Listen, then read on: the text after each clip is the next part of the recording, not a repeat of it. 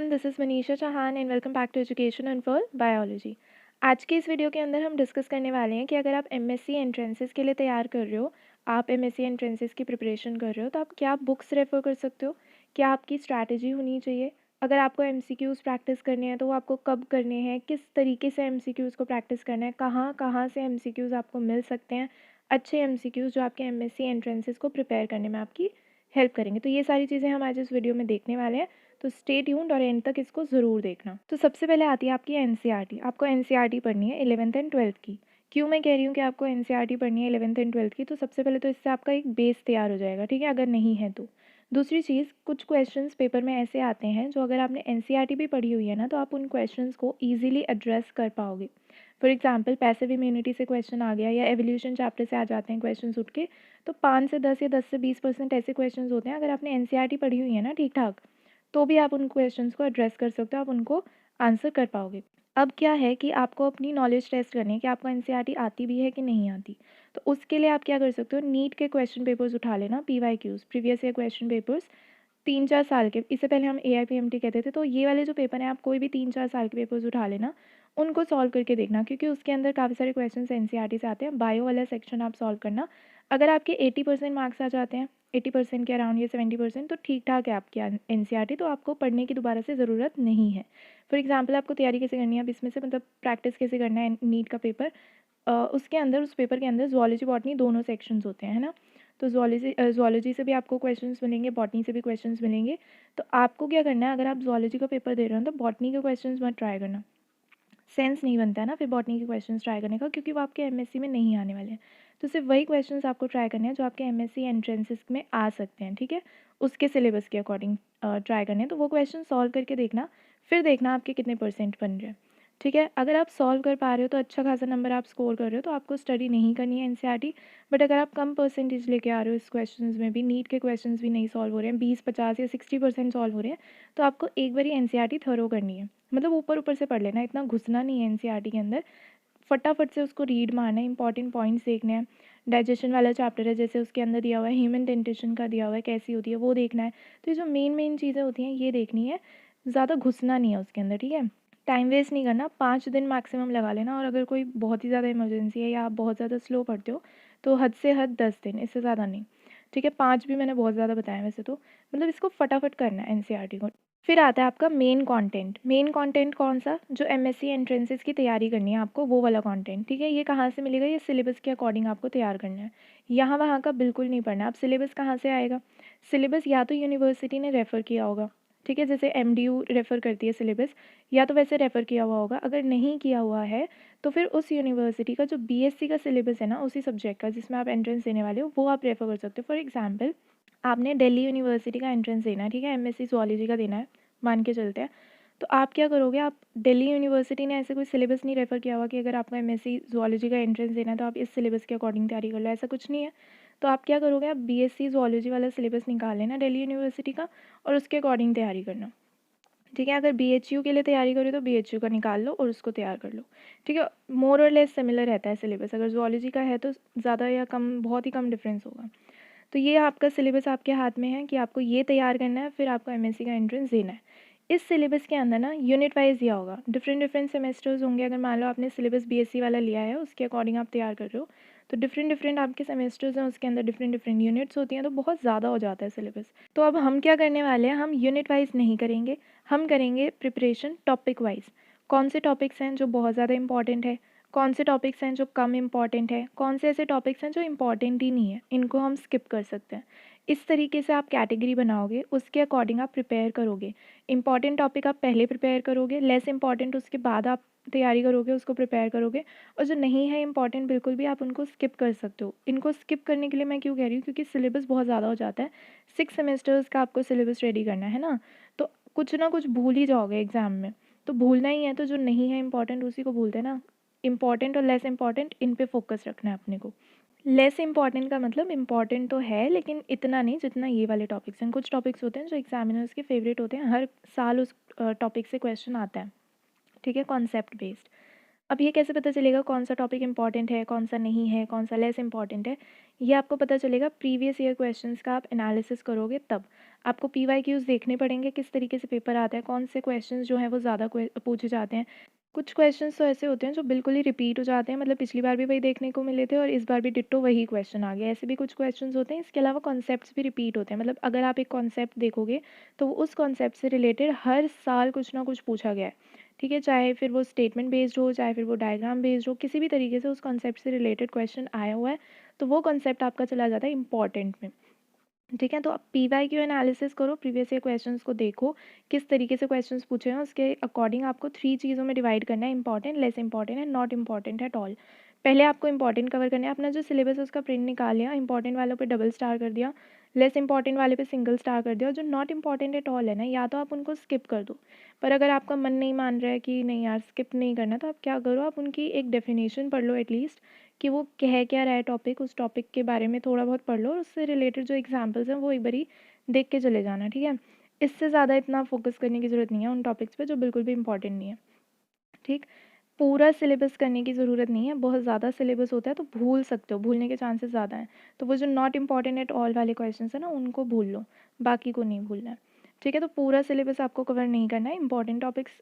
वैसे तो अगर मुझे टाइम मिला तो मैं इंपॉर्टेंट टॉपिक की अलग वीडियो बना दूंगी, बट अभी के लिए थोड़े बहुत मैं बता देती हूँ। जैसे कि पेडिग्री एनालिसिस है, वो एग्जामिनर्स का फेवरेट होता है, उससे रिलेटेड क्वेश्चंस आपको मिल जाएंगे। एवोल्यूशन में डार्विन है, ठीक है। उसके अलावा हार्डी विनबर्ग है, वो भी बहुत ज़्यादा इंपॉर्टेंट है, और जेनेटिक ड्रिफ्ट, इन सब से रिलेटेड आपके क्वेश्चंस आते हैं। Bottleneck effect. उसके अलावा डिजीज़ बहुत इंपॉर्टेंट है, डिजीज़ से रिलेटेड हर एग्ज़ाम में आपको क्वेश्चन मिल जाएगा, ठीक है। क्या चीज़ होने से क्या डिज़ीज़ होता है, कौन से ऑर्गेनिज्म से क्या डिज़ीज़ होता है, कौन सा पैथोजन की वजह से होता है, कौन सा किस वजह से होता है, एक्सेट्रा एक्सेट्रा। सिम्टम्स आ सकते हैं, या फिर आपसे पूछ सकते हैं कि ऑटोसोमल डोमिनेंट कौन सा है, ऑटोसोमल रिसेसिव कौन सा, एक्सेट्रा एक्सेट्रा। विटामिन्स बहुत इंपॉर्टेंट है, विटामिन्स का अच्छे से करके जाना। टेबल जो होता है मोस्टली मिल जाएगा आपको, जो बुक्स होती हैं उनमें। पैसिव इम्यूनिटी इंपॉर्टेंट है, टेक्नोलॉजी टूल टेक वाला पार्ट इंपॉर्टेंट है, एंटीबॉडी, इम्यूनोग्लोबुलिन्स, इनसे क्वेश्चन आपको हर एग्ज़ाम में मिल जाते हैं आराम से, ठीक है। तो ये कुछ इंपॉर्टेंट टॉपिक्स हैं, आप इनको तैयार कर सकते हो। अगर और डिटेल में चाहिए तो फिर अगर मुझे टाइम मिला तो मैं बना दूँगी वीडियो। फिर आता है आपका कंटेंट, आप कौन सी बुक से करोगे। अभी तो हमने ये देख लिया कि कंटेंट आपको सिलेबस ओरिएंटेड रखना है, सिलेबस के अकॉर्डिंग करेंगे, यहाँ वहाँ का कुछ भी नहीं पढ़ना है, सिर्फ जो सिलेबस में दिया हुआ है सिर्फ वही प्रिपेयर करना है। कंटेंट आपको बुक्स कौन सी रेफ़र करनी है, उसके लिए सबसे पहले तो आपकी आती हैं स्टैंडर्ड बुक्स। स्टैंडर्ड बुक्स कौन सी होती हैं, जो आपने BSc में जब आपने पढ़ाई की थी तो आपको बताया गया होगा ना कि अगर आपको सेल बायो पढ़नी है तो आप कूपर या एल्बर्ट ये सब रेफ़र कर सकते हो। मोल बायो पढ़नी है तो फिर आपको वॉटसन रेफ़र कर सकते हो। डेव बायो पढ़नी है तो गिलबर्ट रेफ़र कर सकते हो, एक्सेट्रा एक्सेट्रा। ये सारी चीज़ें आपको बताई जाती हैं BSc में, तो ये सारी बुक्स आपकी स्टैंडर्ड बुक्स होती हैं, ठीक है। एनिमल बिहेवियर के लिए ये पढ़ लो, उस सब्जेक्ट के लिए पढ़ लो, ये सारी स्टैंडर्ड बुक्स होती हैं। इनके अंदर चीज़ें बहुत डिटेल में दी होती हैं, तो इनसे ना आपकी कॉन्सेप्ट बिल्डिंग तो आ जाएगी, मतलब कॉन्सेप्ट आपका बिल्ड हो जाएगा, अच्छे से कॉन्सेप्ट बिल्डिंग हो जाएगी, समझ आएगा सारा। लेकिन ये जो है ना स्टैंडर्ड बुक से अगर आप पढ़ने लग रहे हो तो ये बहुत ज़्यादा टाइम कंज्यूमिंग प्रोसेस है। अगर आप उस तरीके के इंसान हो ना, अगर मान लो एक बार पढ़ के देखना स्टैंडर्ड बुक से, अगर आपको लग रहा है कि आप एक दिन में एक ही टॉपिक कर पा रहे हो स्टैंडर्ड बुक से, तो फिर उसको हटा दो, मत करो उससे, क्योंकि बहुत ज़्यादा टाइम कंज्यूम कर लेगा वो आपका। अगर आप स्टैंडर्ड बुक्स से अच्छी खासी स्पीड में पढ़ पा रहे हो तो ठीक है, तो आप स्टैंडर्ड बुक्स रेफ़र कर लो। अदरवाइज़ आप दूसरी बुक्स पे स्विच कर जाओ, जो मैं बताने वाली हूँ ऑप्शन। सेकंड, एक हो गया हमारा स्टैंडर्ड बुक्स, सेकंड यहाँ पर है पाथ फाइंडर। पाथफाइंडर की कुछ बुक्स आती हैं, लाइफ साइंसेज़ की आती हैं, 2 बुक्स होती हैं लाइफ साइंसेज़ की। इसके अलावा मतलब पार्ट 1 पार्ट 2 होता है, इसके अलावा एक टूल टेक की बुक होती है। टूल टेक वाली इतनी इंपॉर्टेंट नहीं है, पार्ट 1 एंड पार्ट 2 का जो कंटेंट है ना वो अच्छा दिया हुआ है। इसमें जो कंटेंट दिया हुआ है ना वो स्टैंडर्ड बुक्स का जो कंटेंट है ना उसका समरी दिया हुआ है एक तरीके से, ठीक है। अगर आपको स्टैंडर्ड बुक्स में जो कंटेंट मिल रहा है ना उसकी समराइजेशन चाहिए तो वो पाथफाइंडर में मिल जाएगी। कुछ टॉपिक्स यहाँ पर ऐसे दिए हुए हैं कि अगर आप उनको पाथफाइंडर से पढ़ोगे तो आपका कॉन्सेप्ट बिल्डिंग हो जाएगी। कुछ टॉपिक्स ऐसे दिए हुए हैं जहाँ पे शायद कॉन्सेप्ट बिल्डिंग ना हो, ठीक है, क्योंकि एक समरी है ये, इतना ज़्यादा कुछ डिटेल में आपको समझ में नहीं आएगा, तो हो सकता है कॉन्सेप्ट बिल्डिंग ना हो, बट नॉलेज आपकी बन जाएगी, ठीक है। अगर आप पाथफाइंडर से पढ़ रहे हो तो नॉलेज बन जाएगी। और आप देखना कि MSc एंट्रेंसेस जो होते हैं मोस्टली वो डायरेक्ट क्वेश्चंस पूछते हैं, ठीक है। तो यहाँ पे जो क्वेश्चंस आपको MSc एंट्रेंसेस में मिलेंगे, अगर आप PYQ एनालिसिस करते हो ना तो उसमें देखना वो नॉलेज बेस्ड क्वेश्चन होते हैं, आपको कितना याद रह रहा है, ठीक है। डिजीज़ किसने कौन सी करी, ये तो याद करने वाली चीज़ है ना, ये तो आपको लर्न करना पड़ेगा, रट्टा मारना पड़ेगा, या फिर आपको इसकी ट्रिक बनानी पड़ेगी, उस तरीके से याद करना पड़ेगा। तो ये मेमोरी बेस्ड क्वेश्चन ज़्यादा होते हैं MSc एंट्रेंसेस में।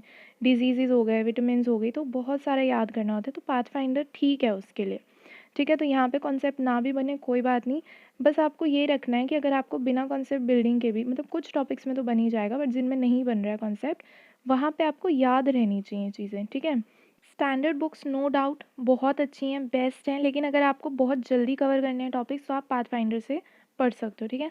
यहाँ से पाथफाइंडर से पार्ट 1 एंड पार्ट 2 दो होते हैं, मैंने बताया था। इसमें से आपको सारे टॉपिक्स नहीं पढ़ने हैं, आप अपना सिलेबस लो, उसमें से जो इंपॉर्टेंट और लेस इंपॉर्टेंट वाले मार्क करे थे ना, सिर्फ वही पढ़ना, ठीक है। और इसके अंदर अगर आप देखोगे ना पाथफाइंडर के अंदर, तो कुछ ऐसे टॉपिक्स भी हैं जो बहुत ज़्यादा डिटेल में दिए हुए हैं। जैसे इम्यूनोलॉजी में आपको ज़्यादातर मिलेगा देखने को, ऐसे कुछ टॉपिक्स हैं जो बहुत ही ज़्यादा डिटेल में दिए हुए हैं। तो अगर इसमें से कुछ समझ ना आए ना, तो ऐसे पैनिक करने वाली कोई बात नहीं है, फटाफट स्विच कर लो, यूट्यूब देखो, यूट्यूब पे बहुत सारी वीडियोज़ हैं, वहाँ से समझ लो, कोई प्रॉब्लम नहीं है। या कोई और पब्लिकेशन की बुक्स हैं आपके पास जो MSc एंट्रेंसेस के लिए हैं स्पेसिफिकली, तो आप वहाँ पे भी रेफ़र कर सकते हो, ठीक है। पाथफाइंडर कोई ऐसी बुक नहीं है कि जो MSc एंट्रेंसेस के लिए ही बनाई गई हो कि हाँ भाई ये MSc एंट्रेंसेस के बच्चे इसको पढ़ेंगे, ऐसा नहीं है। ये लाइफ साइंस की बुक है, ठीक है। लाइफ साइंस के कोई भी एग्ज़ाम्स होते हैं, नेशनल लेवल के एग्ज़ाम्स होते हैं, उनके लिए भी पाथफाइंडर आप रेफ़र कर सकते हो। MSc के बाद भी कुछ एग्ज़ाम्स होते हैं, उसके लिए भी पाथफाइंडर रेफ़र करते हैं स्टूडेंट्स। तो ये जो पाथफाइंडर है, अगर इसमें से कुछ नहीं समझ आ रहा है ना आपको, तो ऐसे कोई पैनिक करने वाली बात नहीं है, डरना मत, अपना कॉन्फिडेंस नहीं लो करना। अगर नहीं समझ आ रहा है तो कोई बात नहीं, ठीक है। दूसरी बुक्स हैं, अगर स्टैंडर्ड बुक में समझ आ रहा है तो वहाँ से कर लो वो पर्टिकुलर टॉपिक, ठीक है, या फिर आप यूट्यूब से देख लो। इसके अलावा कुछ आपको जो पब्लिकेशन की बुक्स हैं वो भी लेनी पड़ेंगी। अच्छा, पाथफाइंडर का अगर PDF चाहिए तो वो चैनल में एडेड है। कौन से चैनल में? टेलीग्राम के चैनल में। लिंक आपको डिस्क्रिप्शन में मिल जाएगा टेलीग्राम चैनल का, वहाँ से आप PDF डाउनलोड कर सकते हो, पाथफाइंडर की भी और जो स्टैंडर्ड बुक्स हैं उनकी भी। अच्छा, इसके बाद आती है आपकी, मैंने बोला है कि कुछ पब्लिकेशन की बुक्स आपको लेनी चाहिए, जैसे कि जो स्पेसिफिकली MSc एंट्रेंसेस के लिए बनाई जाती हैं, जैसे कि अरिहंत की बुक आती है, अनीता सहगल की बुक आती है, ये दोनों मैं रेफ़र करूँगी। इसके अलावा अगर आपको कोई बुक मिल जाती है, आपको कोई समझ में आती है और कोई बुक जिसमें कंटेंट भी हो, MCQs भी हों, या सिर्फ MCQs वाली कोई बुक मिल जाती है, तो आप वो भी ले सकते हो, कोई प्रॉब्लम नहीं है। मैंने कौन सी 2 बुक्स बताई हैं, एक अरिहंत बताई है, एक अनीता सहगल बताई है, ठीक है। इन दोनों में से कौन सी लेनी है ये आप बुक्स को देख के पता लगा सकते हो। अरिहंत के कुछ PDFs मैंने चैनल में डाले हैं, मतलब वो एक तरीके से पिक्चर्स हैं जो मैंने चैनल में डाली थी, प्रीवियस ईयर जो बच्चे थे उनको ज़रूरत थी तो मैंने डाल दिए थे, तो वहाँ से देख सकते हो। अदरवाइज़ यहाँ पे मैं दिखा देती हूँ, ये कुछ ऐसा कुछ कंटेंट टेबल है इसका, ठीक है, ये कंटेंट टेबल है। इसके अलावा इसके अंदर चैप्टर्स भी दिए हुए हैं, कंटेंट दिया हुआ है कि हाँ ये पढ़ सकते हो आप। उसके बाद कुछ MCQs हैं, उसके बाद आंसर्स दिए हुए हैं। कुछ एरर्स यहाँ पर मिल जाते हैं, बट अदरवाइज़ ठीक ठाक बुक है। अनीता सहगल अगर हम देखें तो कुछ ऐसा सा कवर पेज होता है इसका। कंटेंट टेबल ये रहा आपका, ये कंटेंट टेबल है, इसमें से आप देख सकते हो कि किस तरीके से, मतलब उन्होंने कौन कौन से टॉपिक्स कवर किए हुए हैं। और वीडियो को पॉज करके स्क्रीनशॉट ले सकते हो, अदरवाइज़ ये चैनल में एडेड है ये पिक्चर्स। इसके बाद आपके कुछ प्रैक्टिस टेस्ट पेपर्स भी हैं इसके अंदर, कुछ 3-4 कंटेंट भी दिया हुआ है, शॉर्ट में दिया हुआ है, समरी टाइप्स दिया हुआ है, फिर MCQs भी हैं और आंसर भी। इसके MCQs बहुत अच्छे हैं, कुछ आंसर्स के हिंट्स भी दिए हुए हैं, अरिहंत में शायद वो नहीं दिए होंगे, ठीक है। तो ये दोनों बुक्स हैं, इनके मैंने पिक्चर्स दिखा दिए। अब दोनों के आपने पिक्चर्स देख लिए, कंटेंट टेबल देख लिया, चैप्टर्स देख लिए, MCQs देख लिए। अब आप डिसाइड कर लो आपके लिए कौन सी बेटर है, ठीक है। अगर इससे ज़्यादा क्लियर पिक्चर्स चाहिए तो फिर वो टेलीग्राम चैनल में ऑलरेडी एडेड है, वहाँ से ले सकते हो, ठीक है। अब ज़्यादा बुक्स नहीं इकट्ठी करनी है, इतनी जितनी हो गई है ना बहुत है, ठीक है। अब हमने क्या क्या किया, एक तो आपने NCERT पढ़ लिया, उसके बाद अपने कंटेंट के अकॉर्डिंग सिलेबस आपने देख लिया कि हाँ मुझे ये सिलेबस मिला हुआ है, तो उस अकॉर्डिंग मैं कंटेंट तैयार करूँगा या करूँगी। फिर आपने क्या देख लिया, आपको स्टैंडर्ड बुक से पढ़ना है या फिर आपको पाथफाइंडर से पढ़ना है। अगर आपकी स्पीड अच्छी खासी है तो आप स्टैंडर्ड बुक्स रेफ़र करो, पाथफाइंडर मत करो, ये मैं आपको सजेस्ट करूँगी, ठीक है। Standard books are the best, उनसे अच्छा और कुछ हो ही नहीं सकता। लेकिन अगर आप वहाँ पे टाइम बहुत ज़्यादा लगा रहे हो आप स्टैंडर्ड बुक्स के साथ, तो फिर रहने दो, फिर आपका मतलब फ़ायदा नहीं है ना, कोई सिलेबस नहीं कवर हो पाएगा इतनी जल्दी। तो आपको जल्दी करना है, आपकी स्पीड स्लो है तो पाथफाइंडर आप ले सकते हो। इसके अलावा एक आपकी स्पेसिफिक MSc एंट्रेंसेस की एक बुक आपको चाहिए होगी, जो आपको अच्छी लगती है तो वो ले लो, नहीं तो अरिहंत अनीता सहगल में से कोई सी भी ले सकते हो। मैंने दोनों की पिक्चर्स दिखा दी, उसमें से डिसाइड कर लो। कंटेंट के लिए इतना बहुत है, कवर करो टॉपिक्स जो भी आप 5, 7, 10 कर पा रहे हो एक हफ्ते के अंदर, या 20 कर पा रहे हो तो बहुत ही अच्छी बात है, बट अच्छे से करना टॉपिक्स जो भी कर रहे हो, ठीक है। इंपॉर्टेंट लेस इंपॉर्टेंट जो भी कर रहे हो अच्छे से टॉपिक्स कवर करो। वीक के एंड में, हफ्ते के एंड में आपको MCQs प्रैक्टिस करनी है। MCQs बहुत ज़्यादा इंपॉर्टेंट है, MCQs साथ साथ प्रैक्टिस करते जाना, जो जो टॉपिक आप पढ़ रहे हो उससे रिलेटेड MCQs प्रैक्टिस करते जाओ, रिविजन्स करते जाओ। अगर आप MCQs प्रैक्टिस कर रहे हो कहीं अटक गए तो उस टॉपिक को ही रिवाइज़ कर लो, सिर्फ उसका आंसर मत देखो, उस टॉपिक को ही रिवाइज़ कर लो, ठीक है। तो उस तरीके से आपको पढ़ना है। अब बात ये आती है कि MCQs कहाँ से करने हैं। तो एक तो मैंने आपको बता दिया कि नीट के पेपर आप ट्राई कर सकते हो, 3-4 तो आप पहले ही कर चुके हो, है ना, जब आप NCERT अपनी टेस्ट कर रहे थे। इसके अलावा जो पेपर्स हैं वो भी ट्राई कर सकते हो।